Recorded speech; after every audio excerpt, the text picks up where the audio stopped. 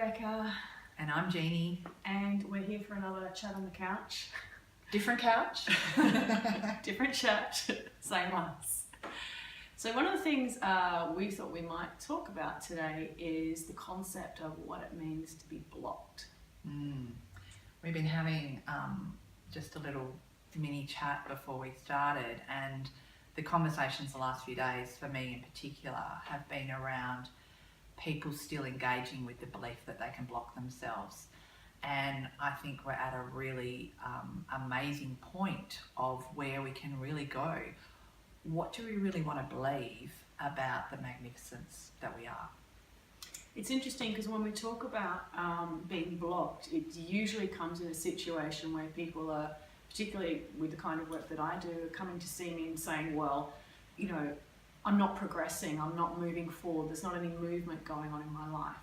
And so automatically we take it back to our personal story and identity and say, well, what is it that I'm doing to stop the movement? What is it that I'm doing to stop the direction and stopping things from happening that I've really put a lot of energy into focusing on? And what we were kind of thinking this morning was that this is principally a question of a dissonance or a division between what the mind brain thinks the direction is for you and what consciousness within you actually wants to manifest. Absolutely. And if you think about it, as soon as you dialogue with the sense that, oh my God, I have a block, what am I doing wrong? You instantly become the aspect of yourself that wants to make you feel guilty, wants to make yourself feel like you have to fix yourself, change something, do something differently, and that you aren't able to engage in the flow of life. But if you can just create a different perspective of, okay, what if at a soul level that block is actually creating divine time? And so that block has been embedded, or the experience has been stopped from happening from a perspective that it is not time for your highest experience, and that when you can actually then say, I'm actually working with divine time here, and so this is an opportunity for me rather to sit in struggle with myself, to actually be in love with myself and go, wow, I can just relax, enjoy, go out and have a couple with my girlfriends, hang out and be, until divine comes along and this perceived block is actually then felt as no longer there. And that's our experience of being able to be in the flow and be in the moment. For me, I think the biggest shift that we're having moving into the new energy now, and the biggest thing that people have been struggling with, is the movement from metaphysics into consciousness in action. Absolutely. Because metaphysics is principally, as I've understood it, what you think is what you can create. And this is where people get stuck with blocks. Because when the mind brain is thinking about what you want to create, it's generally only taking that direction or that goal or that vision from what it's already got in there. And this is why people create patterns in their lives and tend to do the same things over and over again. Your mind brain intelligence can only give you something that it can reference from the past. It's all memory based. And so when we're trying to create pathways for ourselves from the mind brain, and yet we're shifting into a new energy, part of this new energy shift is that we're not supposed to be doing the same stuff anymore. So there's a letting go that needs to occur here so that the consciousness within you can start making the decisions for your direction. When you start to understand that, there's no such thing as a block. It's really just you getting out of the way of what needs to occur for you.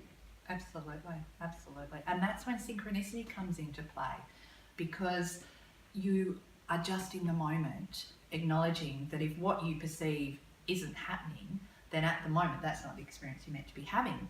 And you can just enjoy the moment much more, and then be alert for the synchronicity that will come along and show you that it's now time to take an action. And then there's no way you cannot not take that action, and you will do it and you will happen. And a lot of people I'm hearing too, the procrastinator story is coming up and going, oh my God, I know I've got to do this and I know I've got to do that. And, you get glimpses of your future self calling you into action, but it's still, everything hasn't sat in the right experience yet for it to unfold. And so therefore then we want to sit back in our stories that will keep us separate from being in love with ourselves. And then you become the procrastinator. But how about the perspective of, I'm not a procrastinator, I'm just really fantastic working with divine time.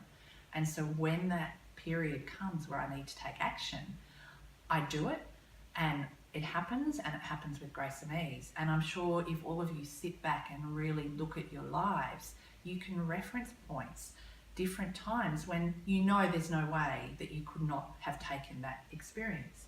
Yet we want to believe that we sometimes get it right and we sometimes get it wrong. And that's the duality aspect of it. And it's time to bring it up and go, let's question what we really believe, because the duality beliefs no longer serve the experience of unity. And I think it's really interesting too when we think about our roles and how we create things. When you're looking at things from a metaphysical context, which is what I think is what I create, or what I set my sights on, I can create that. What you're doing is you're immediately setting yourself up in a linear type structure, Yes. where you have to take action consistently to move towards things. Working in the new energy, our role is not so much about the action we take to create. It's about the energy that we hold so that the creation can occur. And this is a really important distinction. Yes. Because we're actually being architects for the blueprints of new creation now, which means that as long as we can hold the vision of something occurring, that's enough to create a blueprint for that to evolve in its own time frame. Where we need to let go is the thought that we've got the vision and now there's definitive action steps that need to be taken to get there. We can't actually work that way at the moment, because really we're fostering these creative blueprints, and they will unfold as the external landscape of your reality starts to catch up with it. So the creationary process is still happening, but the action is not required in order for it to come into being. And this is something the mind really struggles with letting go of. Absolutely, because the scaffolds that we've always used are like, vision boarding and creating and the art of manifestation. And I think, they were almost gifts that we were given to reveal the creators that we could be. However, often, for me personally, I want people to just ask the question, why do we want to create that vision? And that vision often is really because we're actually trying to access a feeling state. We're actually trying to access our contentment and our peace and our sense of communion with self. Now, the question I'd like to ask you is, how can you be in that experience if we're constantly creating a vision that is outside of ourselves? And I think for my personal experience, the deepening of that trust and surrender of actually deciding to let go of a particular goal and vision, but knowing that if I sit in my internal generator of that contentment and peace, and it's not happy, because happy is an unrealistic expectation.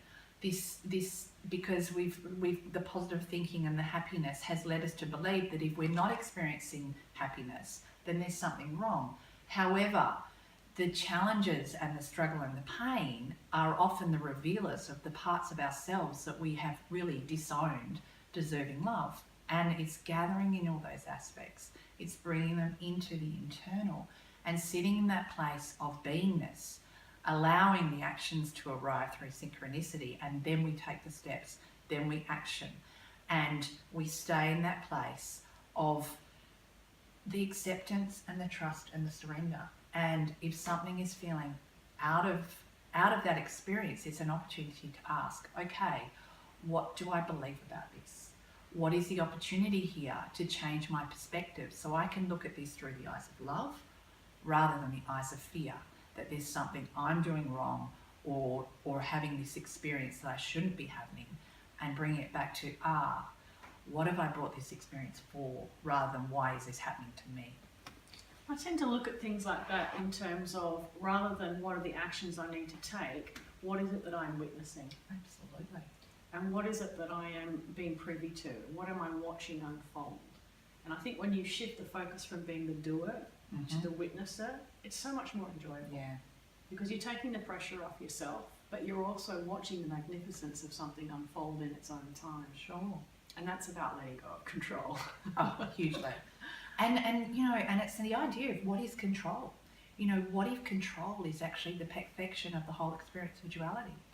You know, for duality to be experienced, control is involved in all of that. And there's a sense of, personally, in the last few months, I've been sitting with, how can I love control? Because control has served me. But if I try and let it go, where is it going to go? Where is it going to go? It's not going to go anywhere. It's still part of the collective experience. And that questioning of that, you know, even to that point of the belief system of, you know, we create our own reality. We do.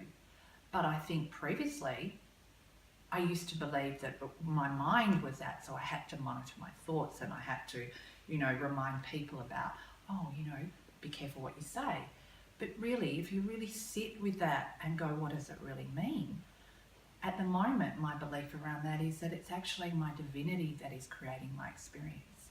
And my mind can just allow that to happen. It can witness it. It can witness it. And so if I have a thought that is out of alignment with love, I can just love it. And your mind might actually learn something. Absolutely. It might make it okay to have the thoughts that aren't in alignment with the spiritual journey that we're on. You know, it's like everyone is spiritual. You know, we are these magnificent humans that are just here to have a great time. Whether we're in struggle, whether we're in pain, the opportunity is to change our perspective, let go of expectation, and really have an opportunity to review our beliefs. So there's some thoughts on control and blocking and manifesting. We'll be interested to hear how that unfolds for you. We'll see you next time. Yeah, and thanks to everyone who does give us feedback. We often don't sort of get on and engage with it because we're really we're just called to do this. So, you know, we're loving all the feedback, and it's great that people are asking questions and questioning their own perspectives. See you next time. Bye.